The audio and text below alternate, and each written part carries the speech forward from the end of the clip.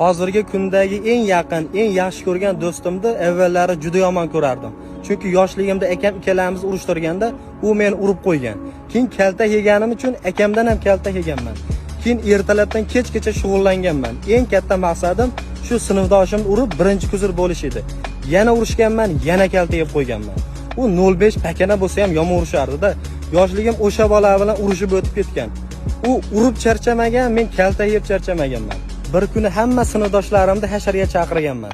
Bironta sinfdoshim kelmagan. Ko'chaga chiqsam o'sha do'stim kelyapti. U yana urushgani kelyapti shekilli deb, endi betida anjuman qilaman desam, hasharga kelgan ekan. O'shandan keyin do'st bo'lib ketganmiz. Hozir eng yaqin do'stim shu. U 05, men No'charoqman. U qop-qora, men sariqman. Ba'zi sinfdoshlarim hazilda ham ko'tara olmaydi. Bu hazilimni ham ko'taradi, kaltaklarimni ham ko'taradi. Do'sti haqiqiysi tozasi shunaqa bo'ladi. Choyda tozasi ham toza choy bo'ladi. Toza choy brendining 105, 111 choylari inson salomatligi uchun juda foydali. U sizni kayfiyatingizni ko'taradi va sog'lig'ingizni tiklashga yordam beradi. Do'stim ikkalamizni bitta orzuyimiz bor. 80 ga 90 ga kirganda ham shu choylarni ichib, birgalikda qarilik gashtini surish. Hozirgi kundagi eng yaqin